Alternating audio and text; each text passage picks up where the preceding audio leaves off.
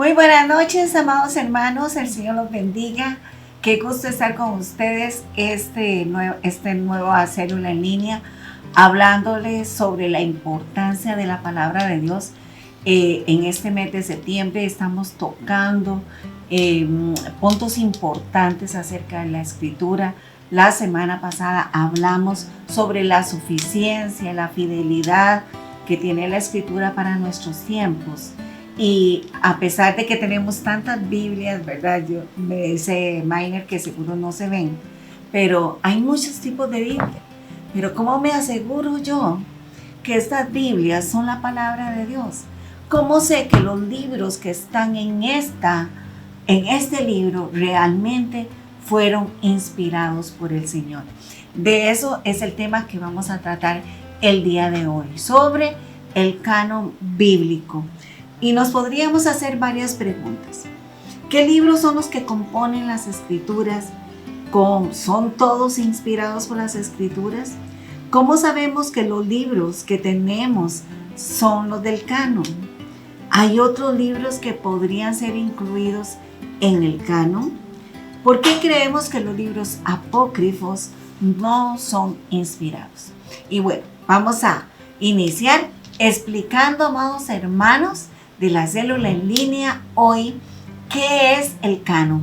¿A qué se refiere la Biblia con el canon? Y le van a estar ustedes apareciendo filminas o presentaciones donde les queden un poquito más escrito lo que les estamos hablando. ¿Qué es el canon? El canon se refiere a todos los libros considerados inspirados que forman parte de la Biblia. Un libro pertenece al canon desde el momento que fue escrito o del momento que fue compuesto. Estos libros tienen como un sello divino sobre cada uno. Hay un reconocimiento humano de que fueron libros inspirados. Por ejemplo, todos los libros de Moisés fueron reconocidos como divinos desde el momento que se escribió, desde el momento de su composición. Hebreos 1:1 dice que Dios habló por medio de los profetas. Estos libros fueron inspirados, por tanto, aceptados como parte de la Escritura. Entonces, vamos a hablar en el siguiente punto, ya teniendo claro qué es el canon, sobre evidencias internas y evidencias externas que hay tanto del Antiguo como del Nuevo Testamento. Entonces vamos a hablar, y ahí le van a estar ustedes apareciendo en la presentación, la evidencia interna que tiene el Nuevo Testamento, o sea, cómo él mismo se asegura de evidenciarse como inspirado. Tenemos 39 libros del Antiguo Testamento. Este a su vez está dividido en 3 divisiones según la división hebrea. La misma palabra se da evidencia a sí mismo de que es inspiración divina. Por ejemplo, tenemos las divisiones, la ley, los profetas y los escritos. Dentro de la ley está Génesis, Éxodo, Levítico, Números y Deuteronomio. Son el Pentateuco, conocido como los 5 libros escritos por Moisés. Estos son los libros de la ley. En Éxodo 4, 10 al 12 dice: y entonces Moisés dijo a Jehová: ay, Señor, nunca he sido hombre de fácil palabra, ni antes ni después de que tú hablaras con tu siervo. ¿Por qué soy tardo en el habla y torpe de lengua? Y Jehová le respondió: ¿quién le dio la boca al hombre? ¿O quién hizo al mudo y al sordo, al que ve y al ciego? ¿No soy yo Jehová? Ahora pues ve, y yo estaré en tu boca y te enseñaré lo que has de hablar. Siendo Moisés una persona totalmente incapaz de ser un emisario, un enviado de Dios, un mensajero de Dios por sus propias fuerzas, tuvo que haber sido un toque de Dios, una inspiración divina para que el mismo Moisés pudiera escribir y hablar de parte de Dios. En Deuteronomio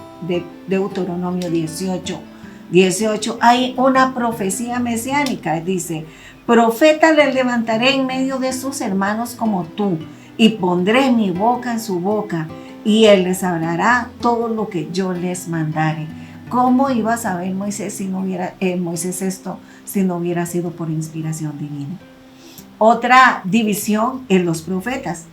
A cada uno de los profetas dice, y vino palabra de Jehová. Ese es el término de esa evidencia interna de que realmente lo que los profetas escribieron fue por inspiración divina. Los primeros profetas fueron catalogados como Josué, Jueces, Samuel y Reyes. Los postreros profetas son Isaías, Ezequiel, Jeremías y los 12 o algunos profetas menores. En Isaías 1:1 describe la forma en cómo Dios se les iluminaba a ellos. Decía, visión de Isaías, hijo de Amós, el cual vio acerca de Judá y Jerusalén en días de Usías, Jotán, Acaz y Ezequías, reyes de Judá. Señor, se les aparecía en visiones, se les aparecía en sueños o les daba palabra directamente. Ezequiel 1:3 también dice, vino palabra de Jehová al sacerdote Ezequiel, hijo de Buzi, en la tierra de los caldeos, junto al río Quebar, y vino sobre él la mano de Jehová. Y por la última división serían los escritos.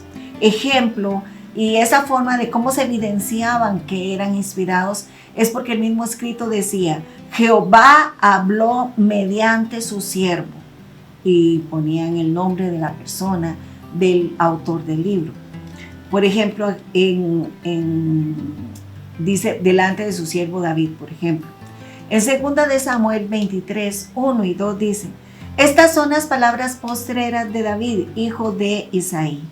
Dijo aquel varón que fue levantado en alto, el ungido de Jacob, el dulce cantor de Israel.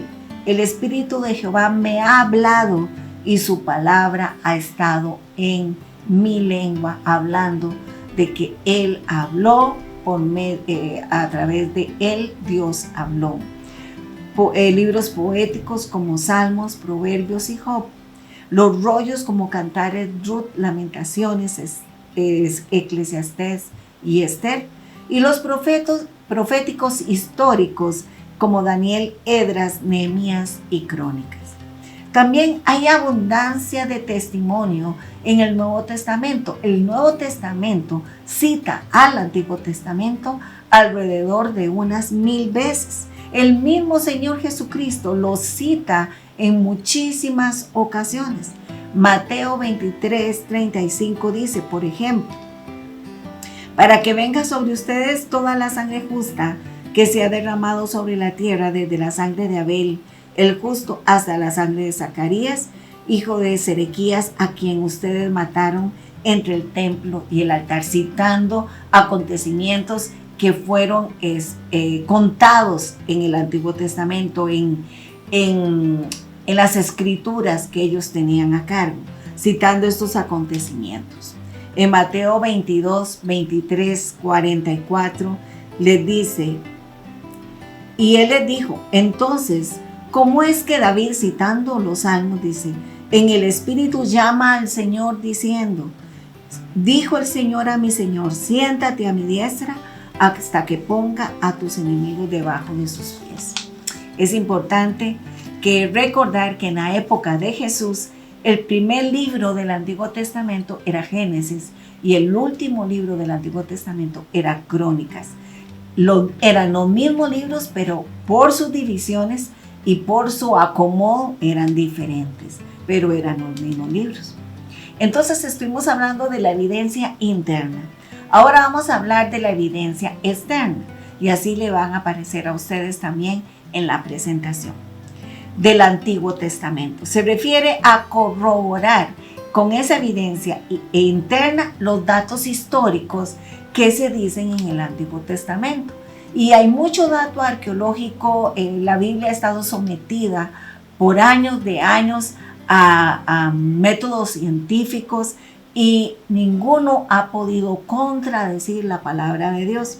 Los rollos del Mar Muerto, por ejemplo, que fueron escritos en el siglo I, II o III, incluso de los años antes de Cristo, los cuales se encontraron en el año 1947 en unas cuevas de Jerusalén, dan una evidencia de la antigüedad y que la Biblia que tenemos el día de hoy es la misma información que estaba en esos rollos del Mar Muerto. Esa es una evidencia grandísima de que existía un canon temprano del Antiguo Testamento.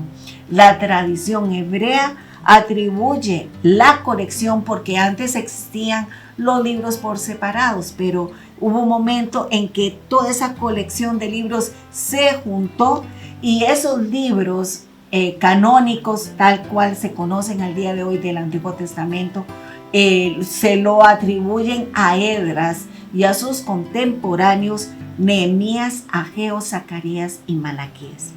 Josefo, historiador del primer siglo, corroboró la tradición y puso como requisito que para que un libro pasara a ser del canon tenía que haber sido escrito por un profeta. Podemos decir entonces que nosotros tenemos exactamente los mismos libros del canon hebreo, salvo que las divisiones son diferentes. Por ejemplo, en el canon hebreo, Samuel y Reyes y Crónicas son un solo libro. En cambio, nosotros tenemos Primera y Segunda de Samuel, Primera y Segunda de Reyes y Primera y Segunda de Crónicas. Por eso la cantidad de libros es diferente, pero no hay variación. Lo que ha variado es, digamos, el orden, y lo que ha variado es que haber separado los libros para que fueran, digamos, más manejables. Ahora usted me va a decir, pero pastora, ¿y qué pasó con los libros apócrifos? ¿Qué son los libros apócrifos? Se refiere a 14 o 16 libros escritos entre el siglo III antes de Cristo y I después de Cristo, que fueron parte de la Septuaginta. La Septuaginta es ese compendio canónico que teníamos alrededor del año 280 al año 180 antes de Cristo, que fue ese compendio de libros que hicieron los judíos que moraban en Alejandría, o sea, en Egipto, y que tradujeron el Antiguo Testamento al griego. Entonces, cuando ellos hicieron esa traducción, incluyeron a los libros apócrifos. Esta versión en griego, que nosotros conocemos al día de hoy como la Septuaginta o la de los 70, aunque estaba incluido los apócrifos, aunque los mismos hebreos nunca consideraron estos libros como inspiración divina. Jerónimo, padre de la iglesia del siglo IV, usó la Septuaginta para traducir la Biblia al latín. Era la primera vez que se traducía de la Biblia griega al latín, y esa Biblia se llamó la Vulgata. Incluyó los libros apócrifos no porque fueran inspirados, sino porque él consideraba que podían ser útiles para alguien en algún momento que los quisieran leer, pero nunca se consideraron como afirmativos de algún dogma o de alguna doctrina de la iglesia. Nunca los judíos ni los padres de la iglesia reconocieron los libros apócrifos como inspirados. Por eso es que nosotros no los incluimos dentro de las Biblias protestantes o evangélicas, como ustedes le quieran llamar, porque las Biblias evangélicas siguen exclusivamente el canon hebreo, aunque sí está en las traducciones de las Biblias católicas. Ahora, entonces ya hablamos sobre la evidencia interna y externa del Antiguo Testamento. Vamos por la evidencia interna del Nuevo Testamento. El mismo Señor Jesucristo prometió que el Espíritu Santo les recordaría a sus discípulos todas las cosas que Él les había enseñado, y precisamente ese recordatorio quedó plasmado en los evangelios. El mismo, como lo dice en San Juan 14:26. También quiero decirles que los Hechos es una continuación de los Evangelios que comparte exactamente la misma inspiración. Los escritos de las epístolas fueron conscientes que ellos escribían bajo la inspiración del Espíritu Santo. Y voy a leerles algunas citas bíblicas que corroboran lo que les acabo de leer. En 1 Corintios 2:13 dice: por lo cual también hablamos, no con palabras enseñadas por sabiduría humana, sino con la enseñanza del Espíritu, acomodando lo espiritual a lo espiritual.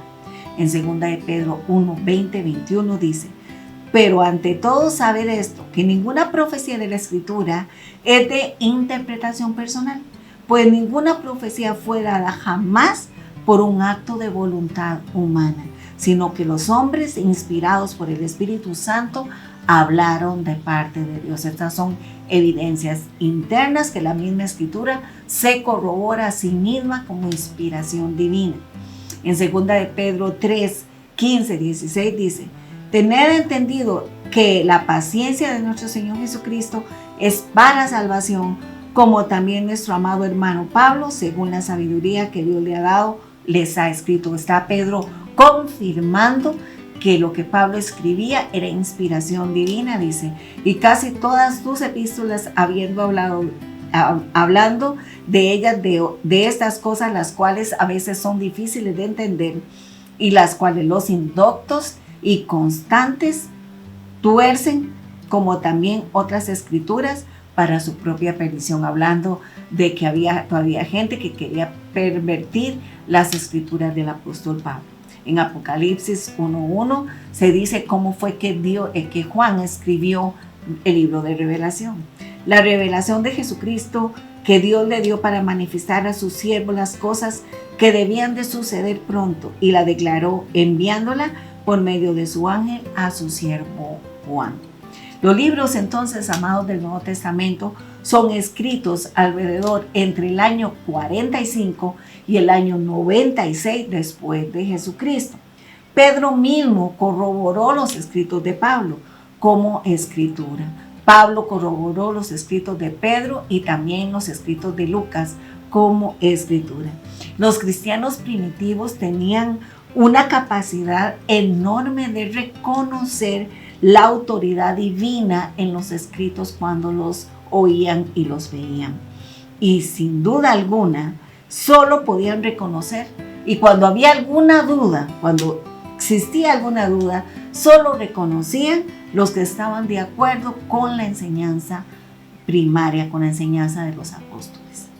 Esto estamos hablando de la evidencia interna. Y por último, hablamos sobre la evidencia externa del Nuevo Testamento. Y eso le va a aparecer a usted también en presentación. En el siglo I, Clemente de Roma, en el año 96 después de Cristo, citó las epístolas de Pablo. En el siglo II, Policarpio, discípulo del apóstol Juan, citó los evangelios y hebreos y las cartas de Pablo y de Juan. Ignacio de Antioquía, que murió en el año 107 después de Cristo, se refería al evangelio y a los apóstoles, que era como el nombre original, como se conocía el Nuevo Testamento, el evangelio y los apóstoles. Justino Mártir, que vivió entre el año 100 y 165 después de Cristo, leía los 4 evangelios en su iglesia cada domingo. En el siglo III, Orígenes, que vivió alrededor del año 185 después de Cristo, dividió los libros en 3 partes: los aceptados por la iglesia, los discutidos por alguna iglesia y los libros apócrifos, que eran rechazados en toda la iglesia como inspiración divina. En el siglo IV, Atanasio, en el año 367 después de Cristo, nombró los 27 libros como divinos o canónicos, y con esto se consigue un reconocimiento universal de los libros del Nuevo Testamento. En el Concilio de Cartagena se reconoció los 27 libros canónicos tal como los conocemos al día de hoy. En conclusión, amados, la Biblia es la revelación de Dios para el hombre. En Hebreos 1:1 les vuelvo a decir: Dios, habiendo hablado de muchas veces y de muchas maneras en otro tiempo a los padres por los profetas, o sea, se refiere al Antiguo Testamento. Y en los últimos días, Dios nos ha hablado por su Hijo, hablando del Nuevo Testamento. Los dos testamentos forman parte de la revelación completa de Dios, tanto en la evidencia interna como en la evidencia externa, testifican de la inspiración divina de nuestros 66 libros que componen el canon de las Sagradas Escrituras. Y ese canon se cerró, no se necesita más, está completo y es digno de toda confianza. Así que, amados, gocémonos en la palabra que tenemos al día de hoy y démosle gracias al Señor, porque muchos hombres se sacrificaron para que nosotros, y dedicaron sus vidas para que nosotros podamos tener la Escritura como la conocemos hoy. Que el Señor me los bendiga, amados hermanos. Nos vemos la próxima semana. Un abrazo.